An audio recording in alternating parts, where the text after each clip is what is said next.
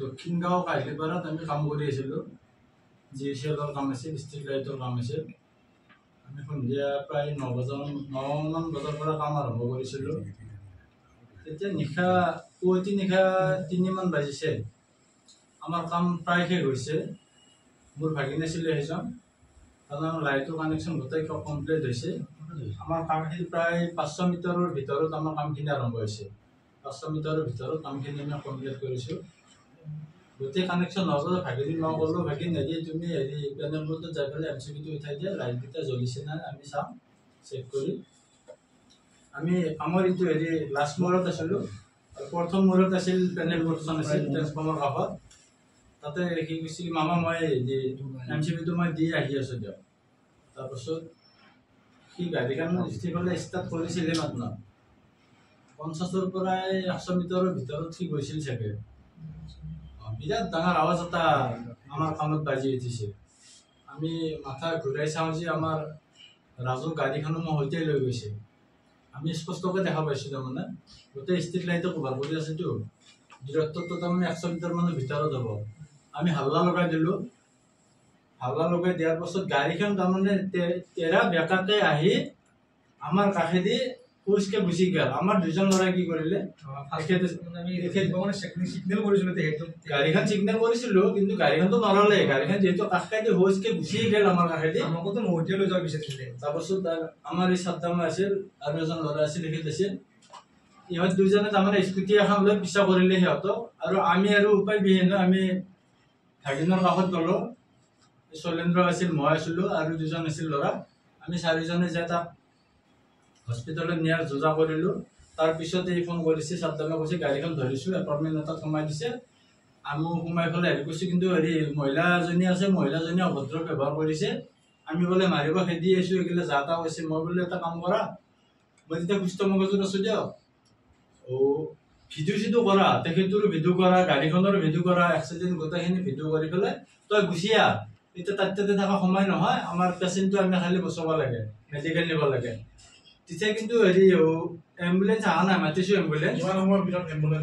Ambulance কিন্তু 10-15 মিনিটৰ ভিতৰত আহি পাইছে। এম্বুলেঞ্চক মই খুবেই ধন্যবাদ দিছোঁ, এম্বুলেঞ্চখন বেছি দেৰি কৰা নাই। তাৰপাছত এম্বুলেঞ্চখনো আহি পেলাই ইহঁতো আকৌ বেয়া হৈ আহিছে দে ইয়াত আমাৰ এক্সিডেণ্টৰ জেগাত। ইহঁতক আকৌ মই উঠাই দি মই আকৌ ৰৈ গ'লোঁ তাতে। তেখেতসকলে কৈছে কি ল'ৰাজনে গাড়ী এখন অভাৰটেক কৰি খুন্দাইছে। মোৰ আপোনালোকে কেনেকৈ জানিলে? কৈছে নাই, আমি তাৰে 4জন মানুহ আমি সাক্ষ্য লৈছোঁ ইতিমধ্যে। চাওক আপোনালোকে, পুলিচে নামটো জানে নেকি? নামটো জানে, মনত আছে নেকি বাৰু? নামটো লাগিলে কম মই, থানাৰ ভিতৰত কৈছেতো, গতিকে সিহঁতো আৰু কৈ দিয়ক নামটো। ব্ৰিজেশ দাস আছে, তাৰপিছত আৰু হামিদ নেকি, হামিদ ব্ৰিজেশ দাস লগত নাছিল। কৈছে কি আমি ইনভেষ্টিগেশ্যন অলৰেডি কৰিছোঁ, যোৱা বুলি কৈছে। আমি গৈছোঁ, যোৱা ইনভেষ্টিগেশ্যন কৰিছে তেখেতসকলে। 4জনৰ সাক্ষ্য লৈছে। সেই ৰাতি 3 বজাত আমি 7জনৰ ভিতৰত ইয়াতে এজনো মানুহ নাই তাত। কোনো মানুহ এখন চব টোপনিত লালকাল হৈছে না। সিহঁতে যাই পেলাই 4জনৰ সাক্ষাৎকাৰ লৈছে, ছোৱালীজনীৰ সাক্ষাৎকাৰ লৈছে।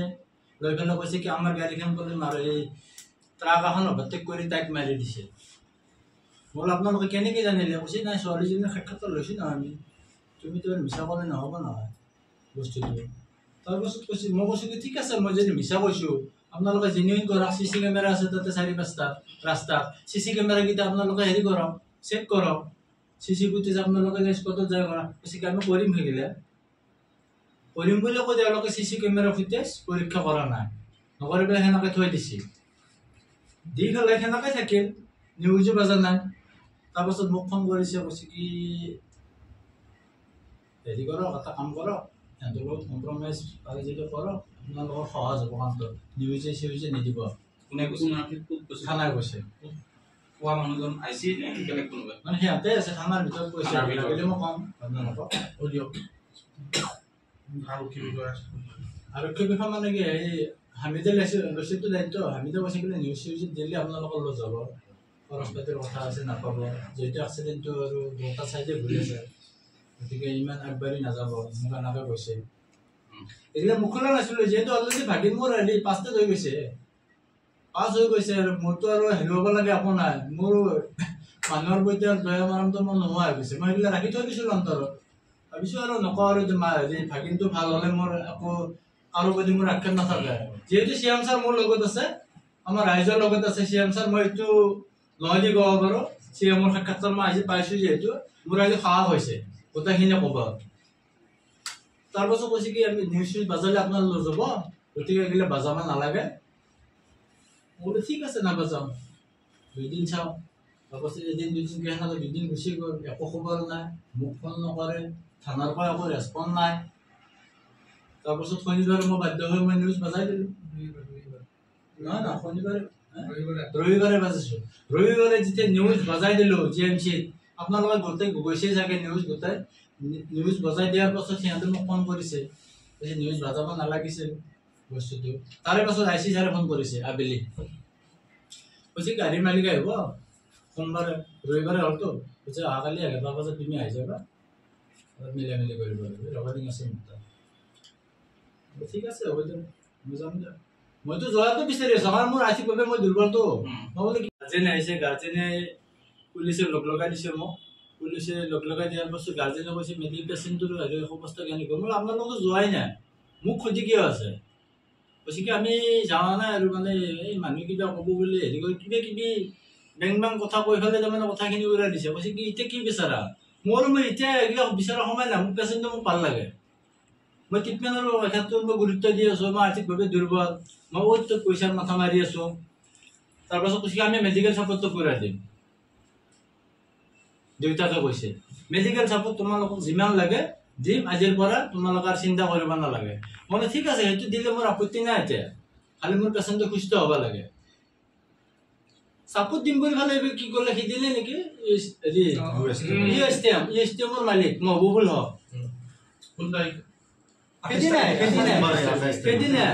তাৰে আগততো তাৰ কৈয়ে আছিল, নন্দিনী কাশ্যপে কৈ আছিল মোৰ বহুত ওপৰৰ মাল আছে, আপোনালোকেতো মোক একো কৰিব নোৱাৰা।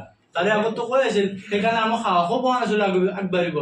আমিতো জানো আৰু কম দামী মানুহতো ইয়াৰ আইন কানুনৰ ইমান মূল্য নাই, গতিকে আমিতো ইমান আগবাঢ়িব নোৱাৰিম। সেইদিনা গম পালো নন্দিনী সঁচাকৈ ওপৰৰ মাল, নন্দিনী যে সঁচাকৈ ওপৰৰ মাল, আমি সেইদিনা গম পালো যে ইউএছটিএমৰ মালিকৰ কথা আহিল। বোলে ইউএছটিএমৰ মালিকে আপোনালোকক মাতিছে, গাৰ্জেনে ক'লা, আৰু তেখেতসকলৰ এজন PA নে মেনেজাৰ মহবুবুল হকৰ PA নে কি নাজানো, বিশ্বজিৎ নাম নেকি, বিশ্বজিৎ নে কি নাম, ৰাজীৱ কিবা নাম আছে, সেনেকুৱা নহয়। তেখেতে আহিছিল তাকে থানাত, তেখেতে আমাক লৈ গ'ল, মেঘালয় লৈ গ'ল। কৈছে কেছটো আমি হেৰি মেডিকেলৰ যিখিনি কৰিব লাগে মহবুবুল হকৰ উপস্থিতিত আমি আলোচনা কৰি গোটেইখিনি কৰিম। ময়ো সেই ভাবি আমি মেঘালয় গুচি গ'লো, কাৰণ মোৰ মানে পেচেণ্টটোৰ কাৰণে মোক টকা লাগে, পইচা লাগে, খালি পেচেণ্টটো ভাল হ'ব লাগে। কাৰণ মইতো আৰু এপলত ভৰ্তি কৰাৰ পাছততো আৰু পইচাৰ কথাই নাই তাতে। তাৰপাছত আমি গুচি